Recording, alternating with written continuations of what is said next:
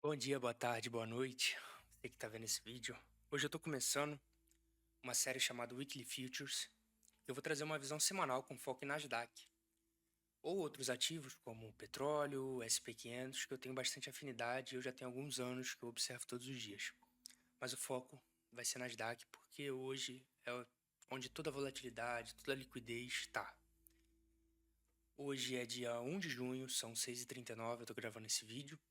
E eu vou explicar por aqui o calendário econômico, o que a gente pode esperar para a semana e o framework, né? De time frames maiores do mensal, semanal, time frame diário, time frame de 4 horas e o que a gente pode esperar do preço para a semana. Bom, esse daqui é o calendário econômico da semana, hoje, 1 de junho, em domingo. Member Waller vai falar às 8 da noite, horário de Nova York. Esse é o horário de Nova York, porque eu ajusto junto com o meu TradingView. Enfim, dia 2 de junho, segunda-feira, a gente vai ter duas notícias. ISM Manufacturing, PMI. É uma semana de NFP, geralmente tem boas oportunidades de trade durante segunda, terça e quarta. Quinta-feira geralmente é um dia de retração, de contração. Por quê? Porque a gente armazena liquidez nos dois lados do range para o NFP tirar na sexta-feira, quem está vendido e quem está comprado. A gente pode esperar ranges grandes na segunda, na terça e na quarta, porque também a gente conta com um calendário com bastante notícia e de folder vermelha, ou seja, vai injetar bastante volatilidade. Às 1 da tarde da segunda-feira o Powell vai falar. Eu não gosto de nenhum trade aberto, nem uma hora antes do Powell falar, porque a liquidez começa a secar, todo mundo fica ansioso, esperando, ninguém gosta de fazer nenhum movimento antes do Powell falar. Então o índice fica naquela trap, atrás de trap, atrás de trap, e não é legal. Então, de 10 da manhã até o meio-dia, tá ótimo de operar. Depois, quem quiser operar de 3 às 4 da tarde no Power Hour, também é um bom horário. Enfim, terça-feira é um dia comum, esperar depois da notícia para tomar um setup.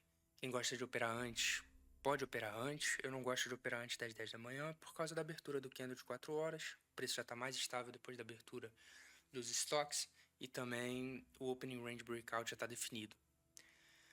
Na quarta-feira é um dia comum, com volatilidade em dois horários, duas notícias de folder vermelha, bons setups pela manhã e provavelmente um range grande.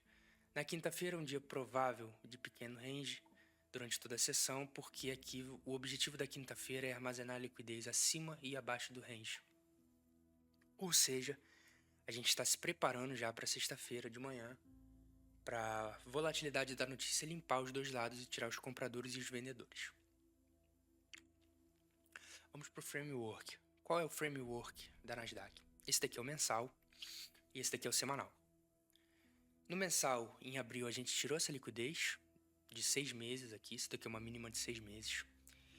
E esse daqui foi um dos propulsores que tirou a mínima. A gente abriu, a gente tirou a máxima desse candle anterior. A gente tirou a mínima desse candle anterior e fechou dentro desse range. Ou seja, ali tem muito comprador e muito vendedor. E aqui foi onde a gente fez esse double top aqui. E tiramos essa liquidez abaixo. Ou seja, aqui é um nível que eu gosto de traçar esses níveis estatísticos de 75%, 50% e 25%.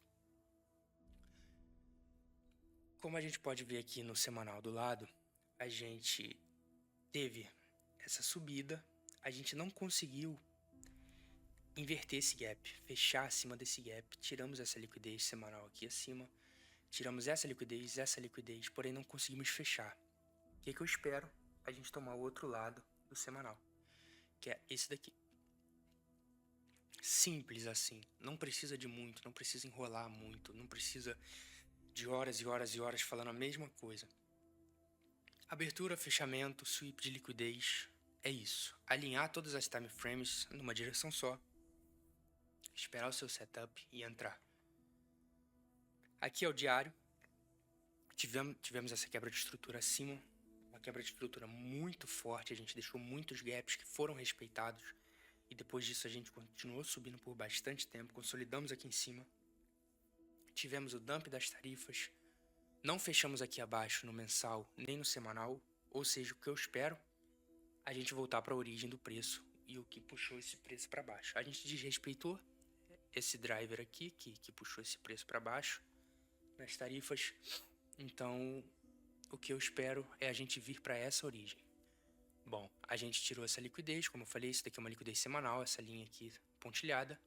A gente tocou no nível de 0,75 milimetricamente. E aqui no diário a gente não conseguiu fechar acima desse topo triplo.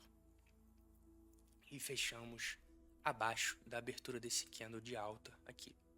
Não fechamos o gap aqui, sugestivo, deixamos em aberto, o que pode, o que não pode acontecer, mas o 4 horas já nos deu uma dica.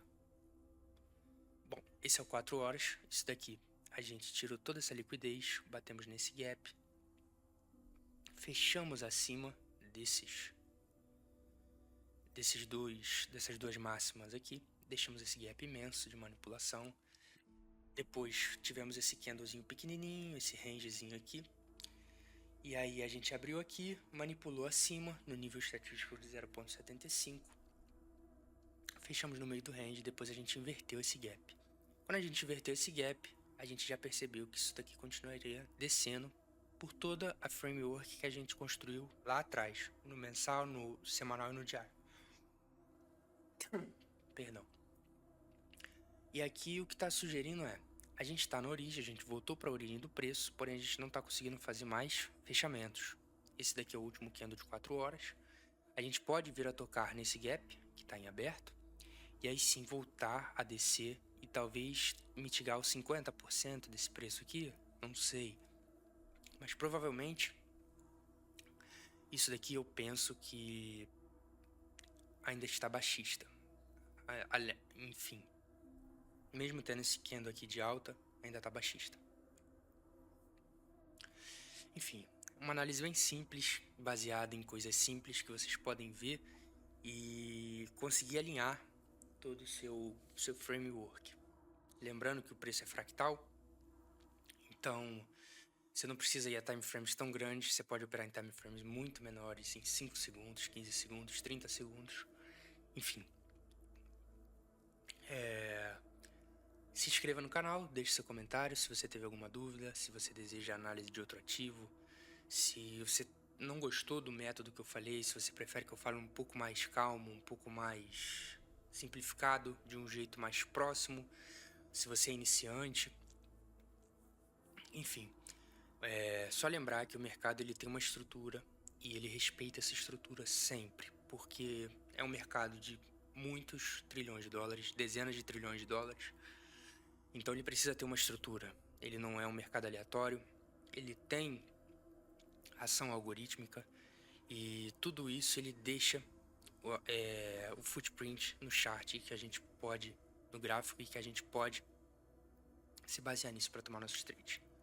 Esse daqui é o meu Bentomi, que lá eu deixo as minhas redes sociais, que é o meu Twitter, o meu YouTube e o meu Substack. Lembrando que no meu Substack eu fiz uma análise top-down, que eu previ essa queda das tarifas, disputando uma divergência nas máximas do SP500 com o Nasdaq. Fazendo esse mesmo trabalho de framework e olhando máximas e mínimas, aberturas e fechamentos. Coisas simples que funcionam e tem um edge do mercado, que é a estrutura do mercado e como o mercado se movimenta. Enfim, um abraço aí para todo mundo, uma boa noite, bom dia, boa tarde. Tchau, tchau.